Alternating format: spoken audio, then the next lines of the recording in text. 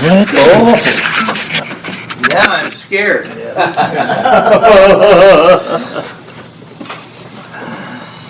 We're still in the book of Daniel. Aren't you glad? Yeah. Now, oh, I got something I want to give Buck. Hard time? Huh? Yeah, no. This is a group I'll talk to you about later. Okay. Now, whether you know it or not, Daniel is considered one of the most important books in the Bible. And especially whenever we think about history. Because Babylon was the first great empire of the world. And God said he was going to be in charge of the animals and the people and everything else. And then Daniel and all of the people that were taken captive were to be subject to him and were supposed to pray for the peace of where they were in Babylon.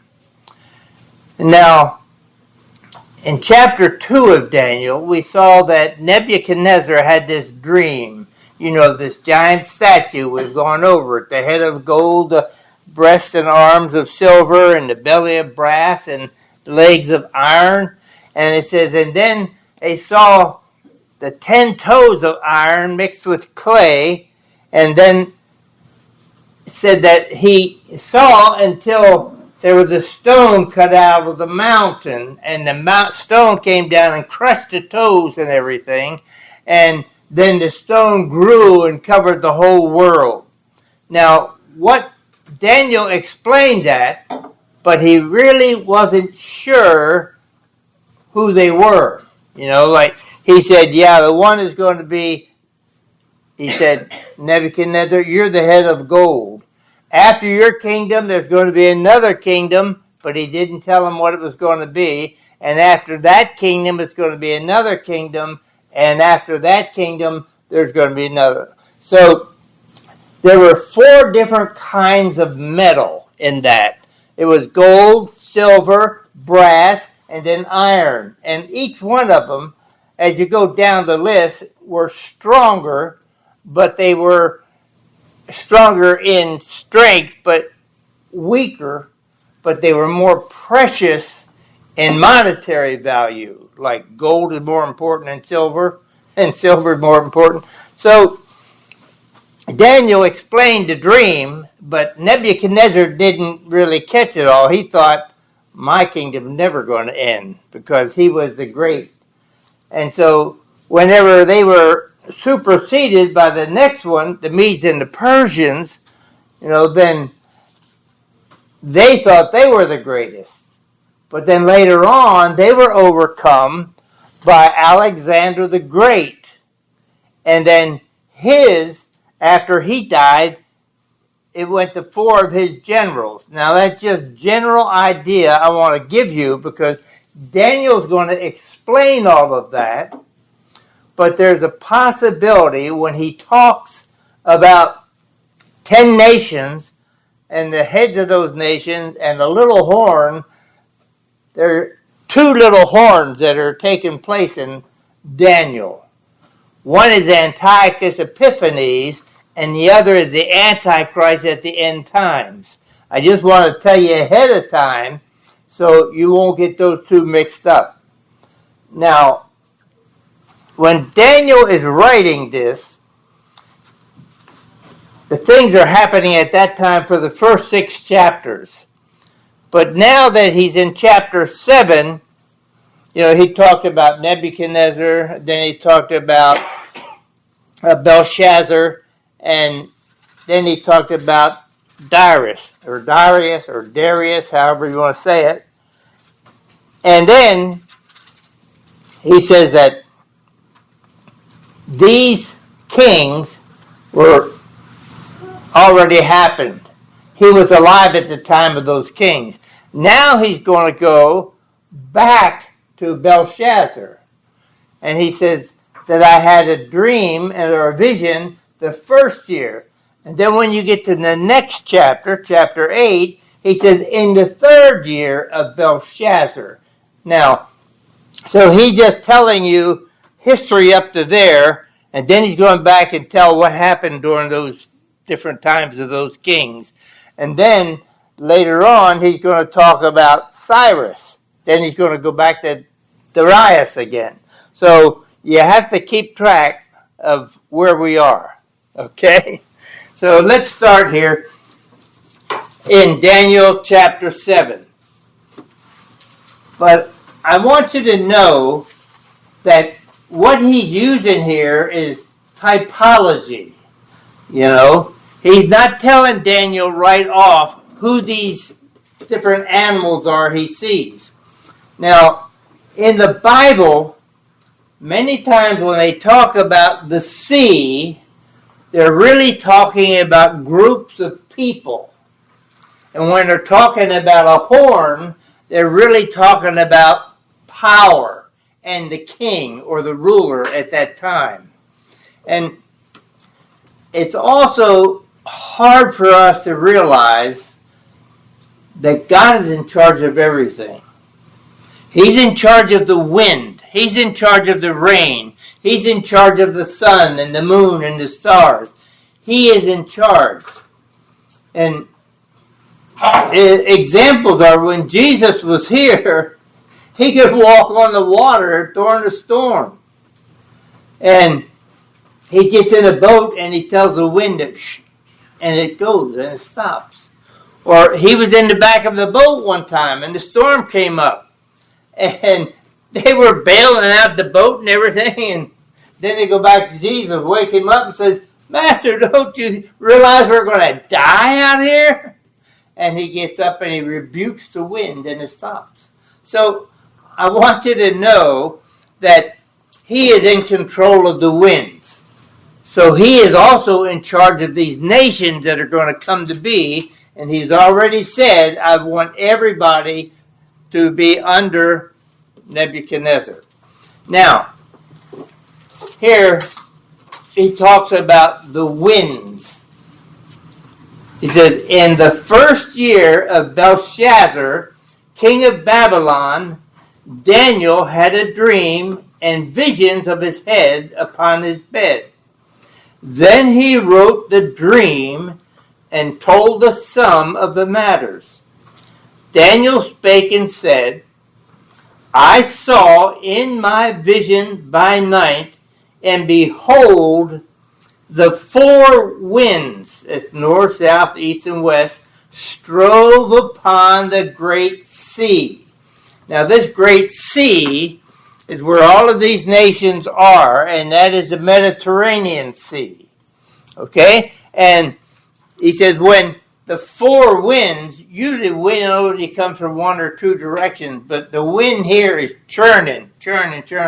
What it means when it's coming upon the water, but in this case it really refers to oceans of people out there. And he says the winds were striving, and it means that the winds were creating havoc, and it was frustration, animosity and anger and confusion. You know, and if you've ever seen a hurricane or something stirring up the water, it brings up all of the muck and the mire and the dirt and the filth that's down on the bottom. And that's what he's saying here, that these winds are blowing on the people and he's stirring the people up because they're going to have to make a decision of what they want to do with their life.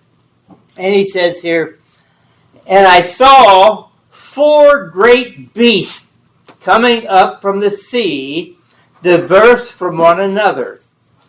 The first was a lion and had eagle's wings.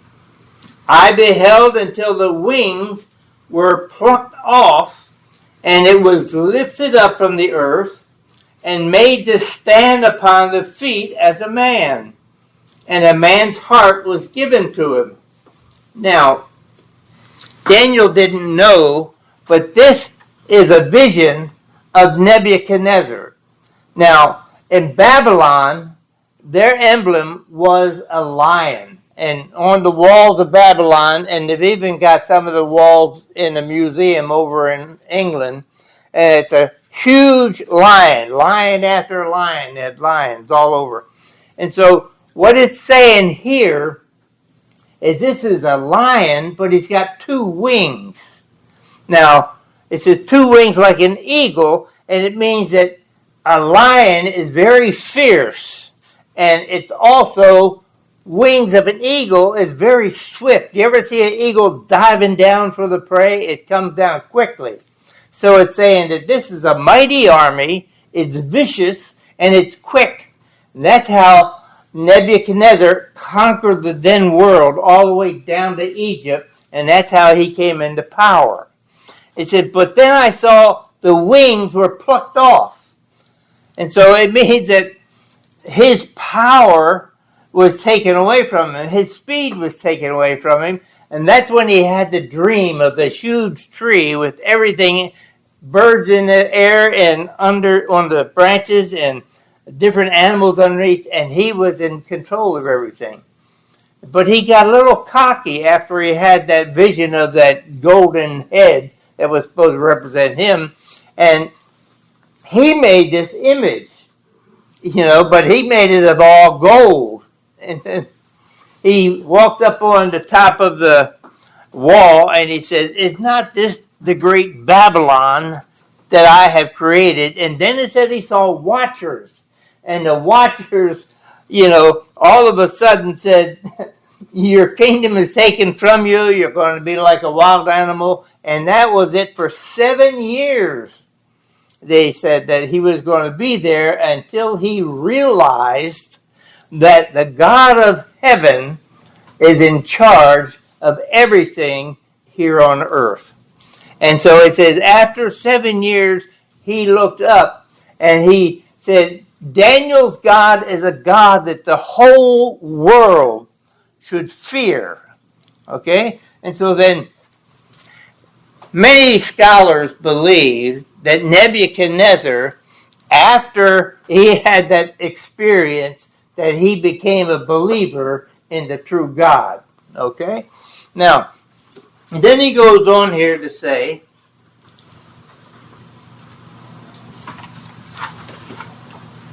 and behold, another beast, second, like a bear, and it raised up itself on the side, and it had 3 ribs in the mouth, in between the teeth of it. And they said, these are the ribs talking, they said thus unto it, arise, devour much flesh. Now, the Medes and the Persians merged together. There was 2 different nations merged together. The Medes were the weaker one and the Persians were the stronger one. And so they are the ones that conquered Babylon.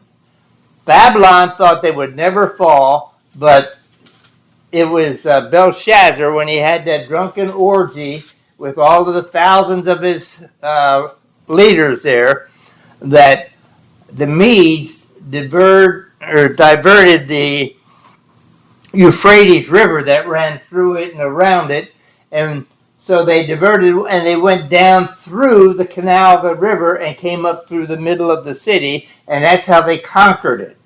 Well, in the meantime, the Persians were down and they were taking prisoners down there in Egypt. That's why the 3 ribs said, devour much flesh. And so they had conquered the Medes and the Persians, these 3 different areas. They captured Babylon, they captured Lydia, which is over near Syria, and also all the way down to Egypt. Now, Babylon was big, mighty, and pretty quick. But the Medes and the Persians were different. They had multitudes of people. Now, whenever they went to war, they were slow in their movements, and they would have captured people from other areas, And they would put those people up in front, so when they marched against another country, those people that were not really a Mede or a Persian would be the first to be killed. But then the Medes and the Persians, they were slower. That's why I said it was like a bear, and it's sort of lumbering along. And one side was up higher, meaning the Persians were stronger than the Medes. Well, whenever they went to conquer people, they would take their whole families, and then they thought they were going to be the greatest. But then he says down here, and behold, I already said that one, in verse 6. After this I beheld, and lo, another beast, like a leopard, which had upon the back of it 4 wings of a fowl. The beast had also 4 heads, and dominion was given to it. After this, I saw in the night visions, and behold, a 4th beast. Now let me go back here to this other beast. The leopard had 4 wings. Now, this is representative of Alexander the Great. The leopard is very stealthy, and it pounces when you least expect it. And so he says it had 4 wings, meaning it was really, really fast. Now, here, the Medes and the Persians, later on, not during Daniel's time, but later on, they tried to conquer Greece. And it was under the rule of, you go back to Esther or Nehemiah and Ezra, they talk about Xerxes, and we'll talk about Xerxes later. The Xerxes were in charge, and the Xerxes, with Medes and the Persians, they had 300 ships that were going to go against Greece. Now, in order for them on land, there were mountains there and just a narrow passageway that they could get through with their troops. So they had these ships out at sea. And you could study this in history. I hated history when I was in school. I wish I would have learned more. But these 300 ships out there, there was a great storm. And all of the ships were wiped out. And so as the Persians tried to go through there, the Greeks had skill and they could wipe them all out. And Alexander's, he had 4 generals, and he could move his people around fast wherever he wanted, some over here and some over there. And so that was the 4 wings, the 4 different generals. And then down here, we'll give you more detail about that in a bit. Then down here he says, and I saw, in verse 7, and I saw in the night visions, and behold, a 4th beast, dreadful and terrible, and strong exceedingly, and it had great iron teeth. It devoured and brake in pieces and stamped the residue with its feet. And it was diverse from all the other beasts that were before it, and it had 10 horns. He said, I considered the horns, and behold, there came up among them another little horn, before whom there were 3 of the first horns plucked up by the roots, and behold, in this horn were eyes like the eyes of a man, and a mouth speaking great things. Now, this part here is far in the future, part of it, because this talks about Rome. Rome is the legs of iron and the feet of iron. And I want you to know that if you go back and study history, you'll see that first it was the Babylonian Empire. Then after that, it came the Medes and the Persian Empire. Then after that, it became the Grecian Empire. And that's why most of the New Testament is in Greek. But then it had to be translated from Greek into English, and also and back in the Hebrew. So then this fourth one is Rome. Okay? Now Rome conquered the universe. You know, if you go back and read some of the stories about the Neros and the rulers at that time, they would take people, dip them in tar, set them on a pole, and light them on fire for the parties they had. You know, it was just horrible. And that's what Daniel is seeing this in his dream. But then the Roman Empire never was defeated. It just sort of fizzled out, you know. And that's because when we go back and we see that under Alexander the Great, that he was about 33 years old when he died, and he said he died drunk in a drunken orgy because he thought there were no more worlds to conquer. He'd already conquered Egypt and Babylon and all these other ones, and he didn't agree. So he died, and it says that his ruling power was divided to his 4 generals. Okay? So they all took a part of that big Babylonian place, the empire. And here I've got these names. I could never remember all these names. But one of his generals' names was Cassandra. Okay? He married Alexander's sister, and he took the European section and the Macedonia of Greece. That's where Paul was from, over on that side. Remember Paul went over there to witness? And then the second person was Lysimachus. He took a great part of Asia Minor, which is Turkey, all of that area. And then there was another one that was Seleucus, Seleucus, I guess it is. These names are hard. I like little names like Grammer, Smith, Jones, and stuff, you know. But he says, and he took Asia, and he went all the way down the empire, took all of that except for Egypt. Now, Ptolemy was his other general, and he took Egypt and North Africa. Okay? And then up from Ptolemy came this little horn out of Syria. Now, he took Syria. Now, this is a little horn that he talks about here, is that Antiochus Epiphanes came from that general, and he hated the Jews. And he went down and he tried to conquer the Jews. And the Romans were just starting to come into power.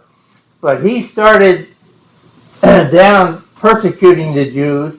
And before long, that he was antagonistic toward them. And he went into the temple, which was not allowed for anybody except for the priest. And he sacrificed on the altar of God a pig, you know. And so later on in Daniel, we're going to see that God has given instructions that through the angels that the temple had to be cleansed. Now, when Daniel is in captivity now, the temple's not in existence because Babylon destroyed it. But he said, in a sense, he knows it's going to be rebuilt. So it's going to be rebuilt because Cyrus, when we talk about him later, he's going to let the people go back to Israel.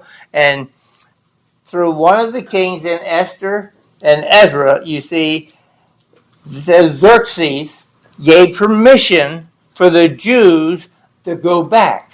And you'll see Cyrus in that context also. So they gave him permission to go back. So under Ptolemy, the little horn was Antiochus Epiphanes, and he is a precursor of the final Antichrist that's going to be coming at the end of the time of the Gentiles. Now, this is all time of the Gentiles. It started with Nebuchadnezzar's rule, started the time of the Gentiles, because it means that the Gentiles are ruling over the Jews. Now, we see that Rome didn't really get conquered, it just fizzled out. And we're going to see later on that one of the angels tells Daniel to shut up the vision because it's for a long time, many days. So then he says that there's going to be another 10 nations that are going to come. Let's see this here.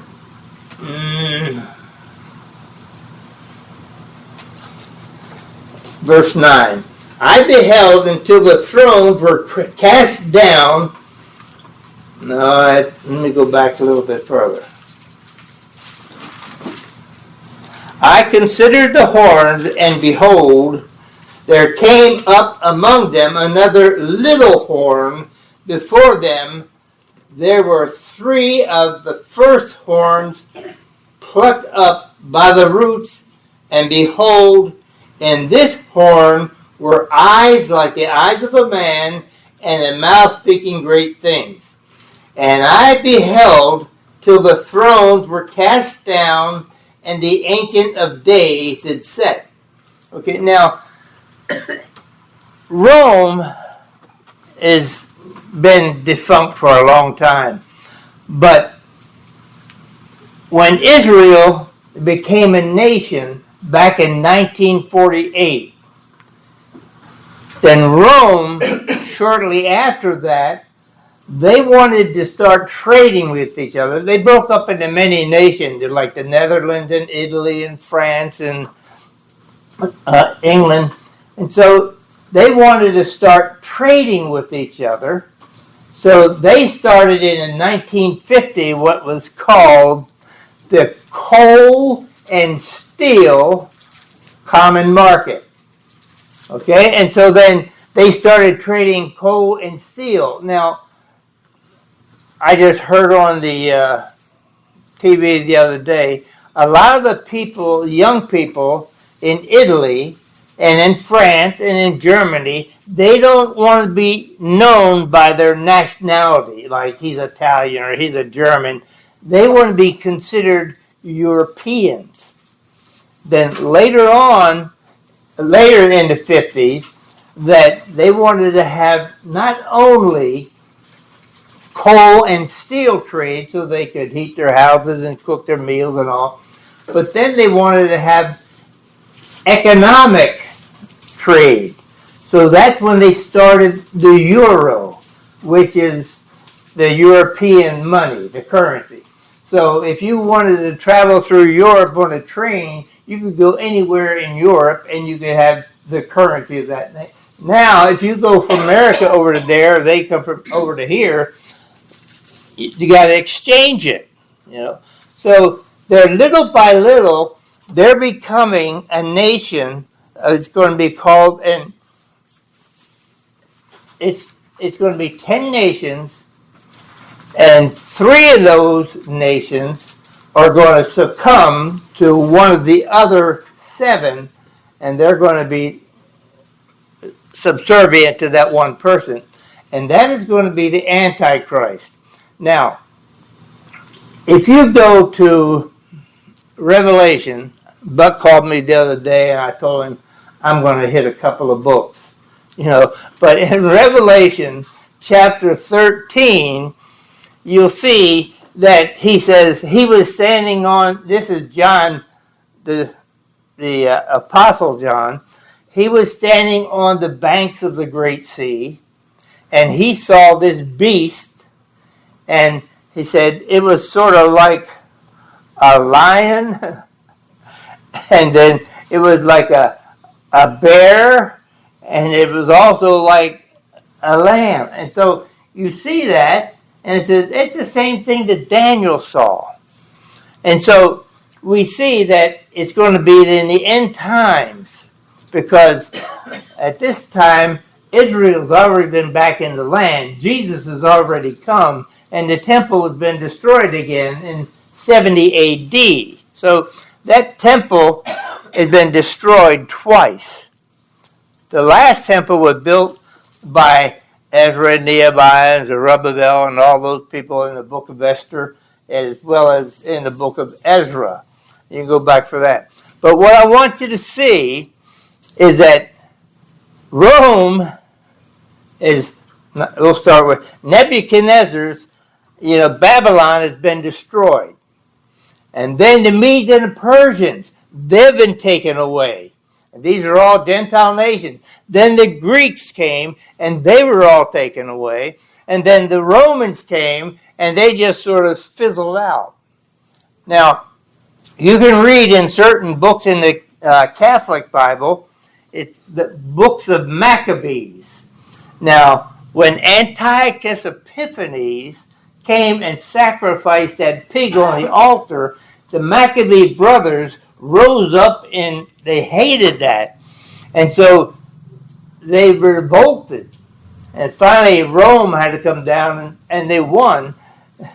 But then Rome had to come into power and took them all out. And then we just saw Herod had a temple there on Mount Moriah. And it's where... It's not Moriah. Not Moriah. What was it? Start with an M. Well, anyway, he's got his palace up there, but there's a mountain there where there was a strong holdout of a couple of hundred people, and the Romans were so determined to get to that mountain because it was high up and there's hardly any way to get there. The people decided to kill themselves rather than succumb to slavery in the Roman Empire. And so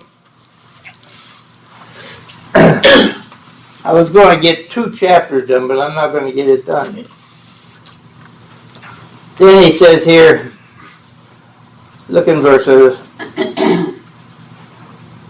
10.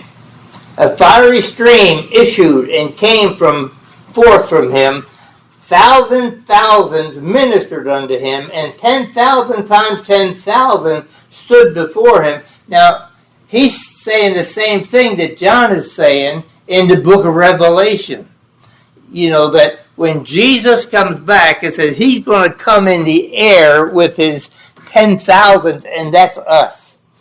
But we have to realize, later on when we get through some more of this, I'm going to have to stop in a minute, but I want you to realize we're in that period where Rome has just fell apart, but Rome is going to come back again. And it's going to have 10 nations, and they're going to have one ruler. Now, we are living in that time period, but before the Antichrist can come back, the rapture has to take place. When the rapture takes place, it creates all kinds of havoc on the world because thousands and millions of Christians will disappear.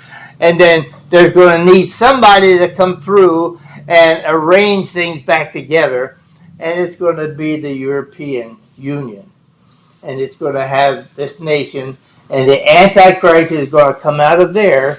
And as we go through here, the next couple of chapters, we'll see that the Antichrist is going to come in. He's going to speak big, swelling words, and he's going to deceive many. And that'll be over in chapter 8, which I don't think I'm going to get there. It says here, in verse 13, I saw in the night vision, and behold, one like the Son of Man came with the clouds of heaven. Now see, they're always saying, like the Son of Man, and that's what Jesus' name was when he was here. He was the Son of Man. And so, he couldn't call him by name like Jesus. He said, one like the Son of Man came with the clouds of heaven and came to the Ancient of Days, that Jesus coming to the Father, God the Father, and they brought him near before him. And there was given him dominion and glory and a kingdom, that all people, nations, and languages should serve him. His dominion is an everlasting dominion which shall not pass away, and his kingdom that shall not be destroyed. And then he goes down here in verse 15. Now that is Jesus coming back and setting up his kingdom after he defeats the Antichrist. Excuse me. He said, I, Daniel, was grieved in my spirit in the midst of my body, and the visions of my head troubled me. I came near unto one of them that stood by, and asked him the truth about this. He told me, and made me know the interpretation of the things. These beasts, which are four kings which shall arise out of the earth. And that is Nebuchadnezzar, and that's also Darius and Cyrus and Alexander. But the saints of the Most High shall take the kingdom and possess the kingdom forever, even forever and ever. Then I would know the truth of the fourth beast, which was different from the others, exceeding dreadful, whose teeth were of iron and his nails of brass, which devoureth and break in pieces and stamp the residue of his feet. Of the 10 horns that were in his head, and of the other which came up, and before whom he 3 fell, even of that horn that had eyes and a mouth that spake very great things. It means out of these 10 nations, one king is going to come up, and he's going to destroy 3 of the nations or get them on his side. And then it says, and a mouth speaking great things, whose looks was more stout than his fellows. It means that he's probably going to be a very handsome, very winsome person. He says, and I beheld, and the same horn made war with the saints and prevailed against them. Now, here, he's not talking about you and me, because the rapture has to take place before this little horn can come into power. And then Jesus said, before he comes back, after the rapture, he is going to pour out his spirit on all flesh, and basically the Jewish people. And that's where we read in the book of Revelation, there's going to be, 1,200,000. It's going to be so many from each one of the tribes. And then they are going to be witnesses. And also there's going to be the 2 witnesses who people think are Elijah and Moses, are going to be here as witnesses. And the Antichrist is going to have power to destroy them. And so then people are going to think, maybe we got it all wrong. Maybe this guy here, the little horn, is the devil. Okay, because he's allowed to kill all these Christian people.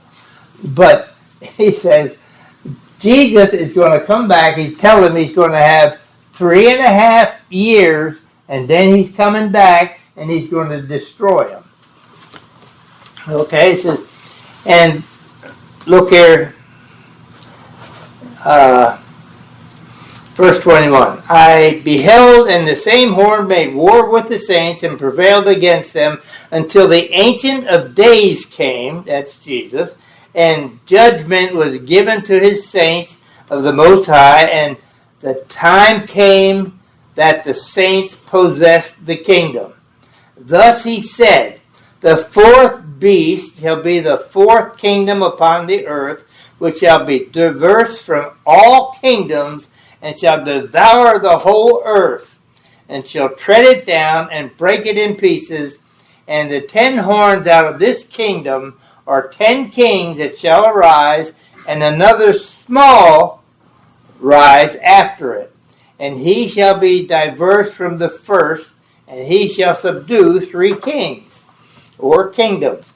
And he shall speak great words against the Most High, and shall wear out the saints of the Most High, and think to change the laws, and they shall be given into his hands until a time and times and the dividing of times. And the time is a year, 2 years, and a half. So that's 3.5 years of the great tribulation that's going to be coming. He says, but the judgment shall sit, and they shall take away his dominion, meaning the Antichrist, to consume and to destroy it to the end. And the kingdom and dominion of the greatness of the kingdom under the whole heaven shall be given to the people of the saints. That's you and me and all of the other people who are saved during the Great Tribulation. Now, whose kingdom is an everlasting kingdom, and all dominion shall serve and obey him. Hitherto is the end of the matter. As for me, Daniel, my cogitations much trouble me. Cogitation just means the thoughts that were going through my head. He said they really bothered me, and my countenance changed in me, but I kept the matter in my heart. Now see, Daniel was really, really confused here, because he remembers reading in the book of Jeremiah that we're going to go into captivity for 70 years. And then after 70 years, we're going to go back. And he's thinking here, God, you promised that there was going to be a king like David that's going to sit on your throne forever and ever and ever. And he's thinking we're going to go back and we're going to establish our kingdom again. We're going to obey God and do these good things, and God will bless us again. But he's saying here that we're already, when you get to Darius, he says we're already almost into the 70 years, and then you're telling me there's going to be another kingdom after this and another kingdom after this. He's thinking, Lord, how long is it going to be? And then he goes on in the next chapter, and he's going to explain more fully about the Medes and the Persians and Alexander the Great. That'll be in chapter 8. Then when you get to chapter 9 and 10, that's a whole ball of wax that's sometimes confusing to everybody. But the good thing is we win.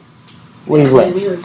And so this is a good time to be alive. But what I want to let you know is that there are things happening in the world right now that if you're not aware of it, you'll be caught off guard. For instance, all of the anti-Semitism that's going on, it's not good, but it's causing a lot of the Jewish people to go back to Israel. They make Aliyah. And I just heard this morning that last year there were over 6,000 Canadians that decided they're going to leave Canada and they're going to go back to Israel.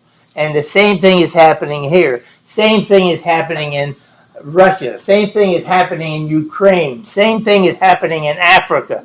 People are going back into droves, and they don't have enough food to feed all of these people. They don't have enough houses to feed them, but still they feel they're connected to that land. And God said he's going to put their land in their heart, so they will always feel that that's their home.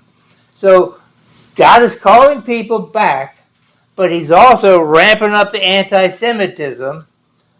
But, a lot of times we don't appreciate something until we almost lose it, And the thing is, that's when we get desperate with God. If we're going to start losing our freedom, look at what's happening in the world today, where ICE agents trying to expel all of these criminals from other countries, and then we have people in our Congress telling them that the ICE agents are like Gestapos, and you have a right to fight against them. You say, where's all this coming from? But the thing is that they're going to think that they are the ones who are the good ones, that we're looking out for some of these poor people. Like I saw an interview the other day. They raided this marijuana farm out in California, which probably is a legalized farm. but they had about 14 young people they captured that were here undocumented and don't have any relatives here, and they were supposed to have sponsors. They don't have any. But then people are shooting at the ISIS people, and the ISIS people didn't shoot back. Then he showed that they were leaving. They were throwing bricks, I mean big bricks, at the cars. So you say, and then you get these people. We just had the governor of California was here in South Carolina trying to raise up support. And you say, these people are saying, think of those people. They're coming over here because they're starving in their country and they want to work here. But, a lot of these young people, they're under slave labor sometimes. And the money they make working on a farm, even though it's not the same wage as the older people, when they get back to where they were, somebody else is going to get that money. And so we say, Lord, what is happening to our country? So anyway, I want you to know God is in control no matter what. And he's going to take us through some hard times here in the United States. And we have to realize, are we going to worship him? We're going to follow him? We're going to trust him or not? And that's the thing is that we don't want to get so bogged down in this world that we lose sight of he's about to come. Okay? Let's stand and we'll pray. And I want to let you know that he loves you. He cares for you. And if you're going through difficult times, he says, in all things give thanks, for this is the will of God in Christ Jesus concerning you.